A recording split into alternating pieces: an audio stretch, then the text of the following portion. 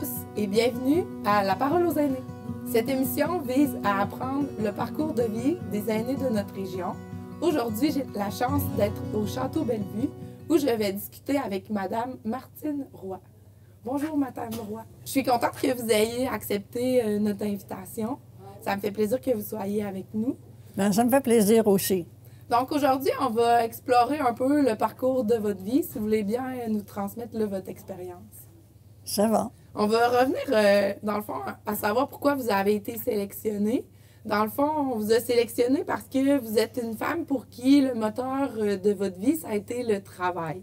Donc, on trouve que vous êtes une femme accomplie qui a réussi là, à conjuguer de façon quasi exceptionnelle vos responsabilités au niveau du travail et de votre famille. Donc, on va revenir sur votre enfance pour découvrir comment vous êtes née, où est-ce que vous avez grandi. Donc, est-ce que vous venez d'une grande famille? Je viens d'une famille de 5 enfants. 4 filles et un garçon. Puis vous étiez la première? J'étais l'aînée, puis la 5e avait 7 ans de moins que moi. Alors, on est 5 dans 7 ans. Fait que vous aviez presque tous le même âge, donc. C'est ça. Aujourd'hui, on a tous le même âge aussi. Puis vous avez grandi dans quel secteur? Dans le Saint-Pierre-de-Bretonne, où je suis née. On demeurait sur une ferme. Et puis, on a participé aux travaux de la ferme à chaque fois que c'était nécessaire. Fait que j'imagine que comme vous aviez tous le même âge, vous mettiez tous un peu l'épaule à la roue. Ben oui, c'est exact. Fait que le travail était déjà le centre de votre univers, même quand vous étiez petite. Ben oui, parce que les activités à l'extérieur de la maison, là, il n'y en était pas question. Qu'est-ce qui occupait vos journées? L'école et le travail. On aidait nos parents. Fait que j'imagine que vous, comme vous étiez une fille, vous travailliez plus à l'intérieur de la maison ou s'il y avait des tâches à l'extérieur? Ah, on avait nos tâches à l'extérieur aussi. Quand c'était le temps des foins, l'été, on participait. Toute la famille allait faire les foins, ramasser des roches, j'imagine? Pas ma mère. Non? Non. Ma mère restait à la maison, mais nous, on allait travailler dehors, selon les travaux qu'il y avait à faire. De la roche, je me souviens pas d'en avoir ramassé. Non. Puis c'est quoi votre plus beau souvenir d'enfance? C'est la vie familiale. Quand on était tous jeunes, on s'amusait ensemble. Puis est-ce que sont tous vivants maintenant pour vos Mon frère est décédé. On était 2 filles, un garçon, 2 filles. Les 4 filles, on est vivantes. Mon frère est décédé il y a quelques années déjà. Puis quand vous étiez petite, est-ce que vous aviez parfois des moments de pause où vous aviez des loisirs? C'était quoi vos loisirs? Oh, les loisirs, là, je dois dire qu'on s'arrangeait tout seul. Nos parents ne s'occupaient pas de nous procurer des loisirs, là. On n'avait pas de vélo. Et puis, on s'amusait entre nous. L'été, on jouait de la balle. L'hiver, je faisais du ski. Ça a pris 3 ans avant de ramasser l'équipement. Une année, c'était nos cadeaux de Noël. Une année, j'ai eu des skis. La 2e année, j'ai eu les bâtons. La 3e année, j'ai eu les bottines et les attelages sur les skis.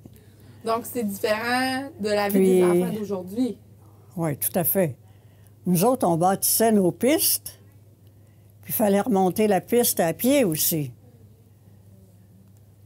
C'était comme ça, il n'y avait pas de remonte-pente, là. Fait que même dans vos loisirs, il y avait du travail. Il y avait du travail. Puis, dans le fond, je comprends que vous aviez peu de moyens, mais vous étiez aussi heureux, à ce que j'entends. On ne se rendait pas compte qu'on n'avait rien, parce qu'on était tous pareils. Nos amis, c'était pareil comme nous autres. Puis on restait voisins du frère de mon père. Et chez eux, il y avait 16 enfants, dont les plus vieux correspondaient tous à nos âges, à nous autres. Alors, on se reconnaît encore, on se visite encore, on communique. On se souvient d'avoir vécu ensemble, d'avoir joué ensemble. On formait des équipes 16 d'un bord puis 5 de l'autre, ça faisait 20 personnes, ça. Comme il y avait beaucoup d'enfants, c'est plus facile de jouer Ben, tout le monde ensemble. C'est ça. Puis est-ce que vous aviez la télévision, la radio? Pas de télé.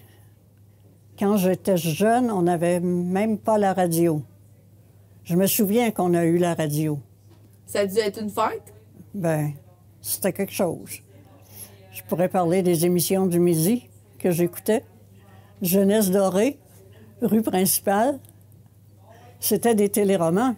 Au lieu de les avoir à la télé, on les avait à la radio. 15 minutes à chaque fois. Par petit bout.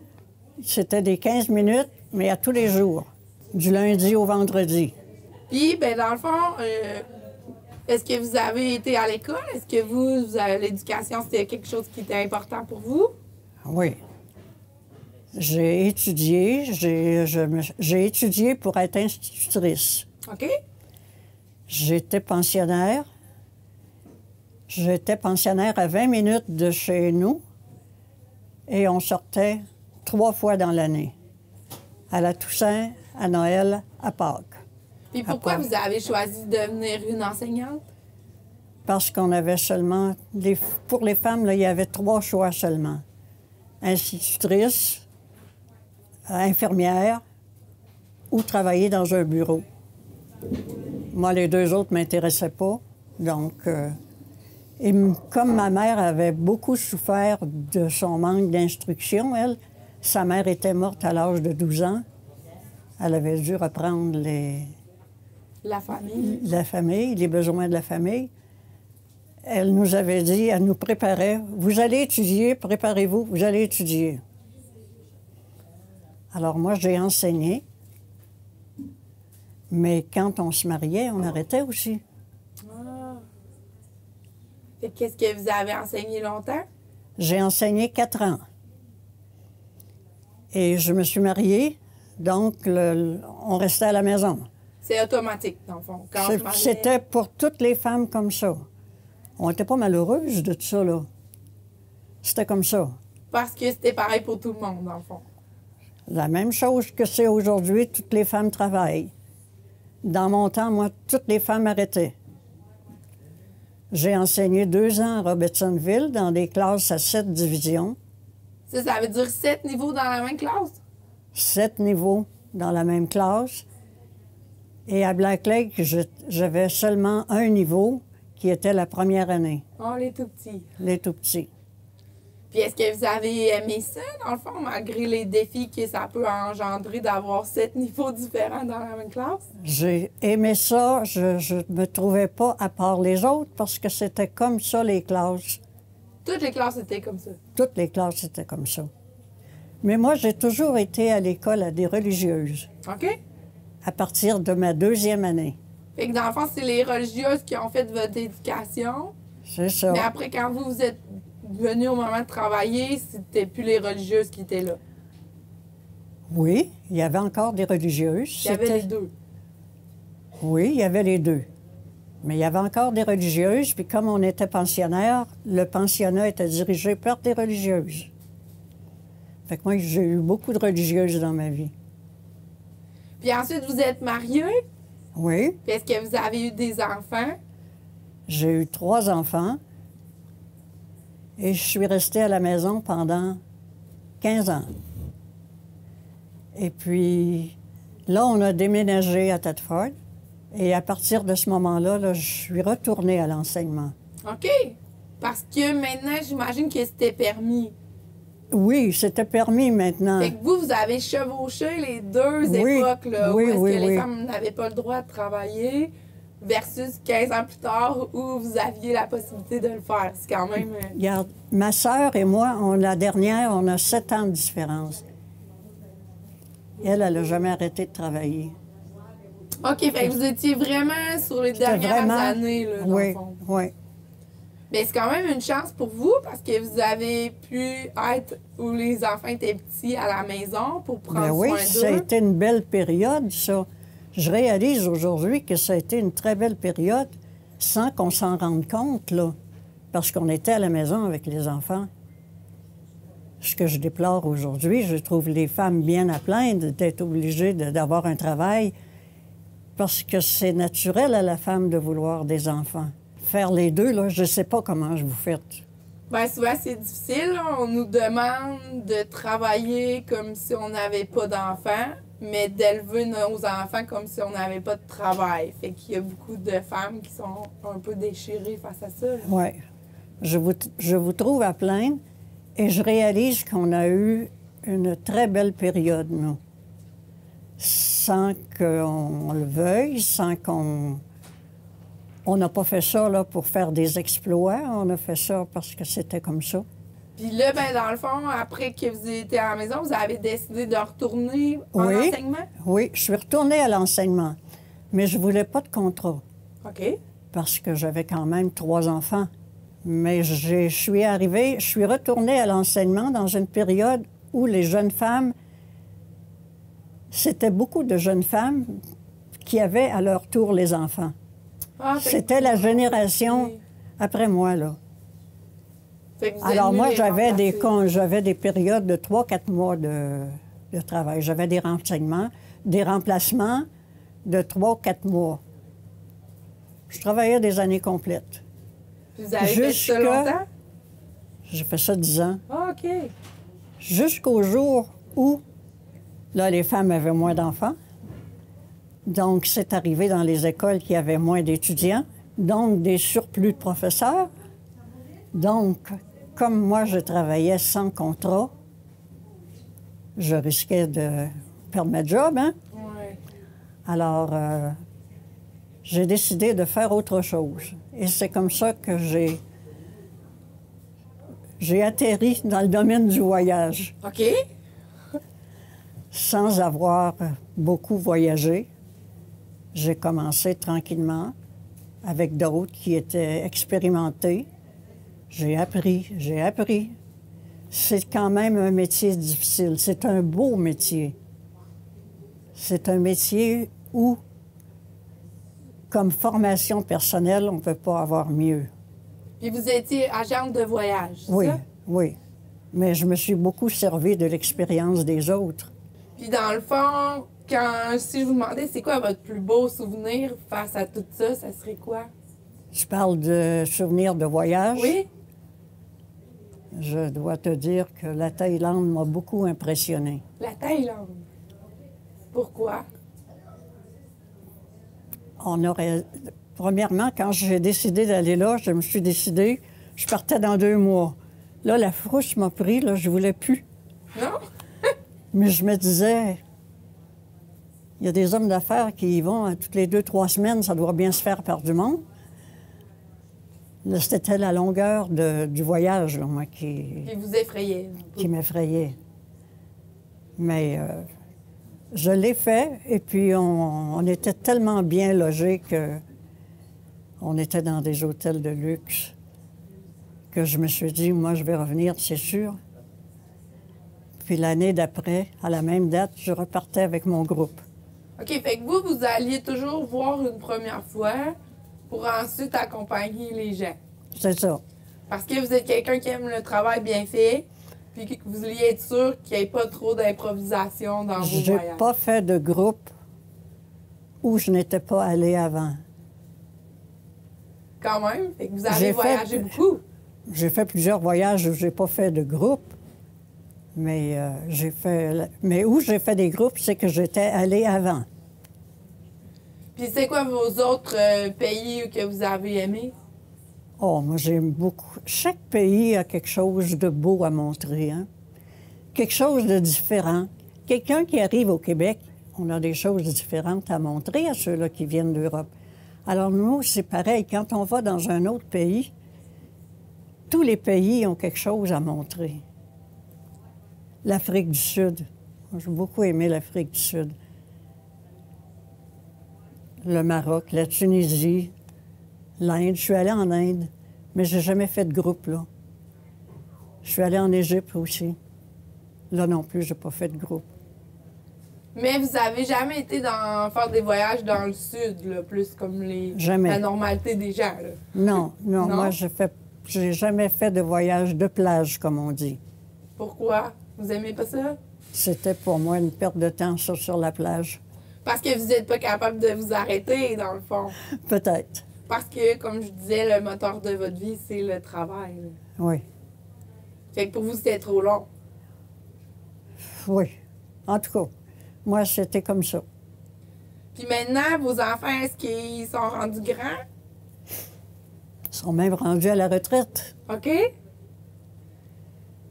Puis est-ce J'ai qu'ils eu sont 3 dans la filles. région? Non, ils sont à l'extérieur. J'en ai une à Québec, une à Montréal et une à Paris. Paris, OK? Oui, ça fait 25 ans qu'elle est là. Fait que sa vie est là-bas, dans le fond. Sa vie est là-bas pour elle. Mais elle a eu sa maison dans les cantons de l'Est pendant 10 ans. Elle l'a finalement revendue. Je pense pas qu'elle revienne. Mais est-ce que vous avez des contacts avec elle, même si elle est loin? Très, très souvent. On se voit, là, je te dirais, quasiment tous les jours. Ah, par Internet, dans le fond. Oui, OK. Messenger. Fait que vous êtes une femme de votre époque, là. Vous êtes capable d'utiliser les moyens technologiques, là.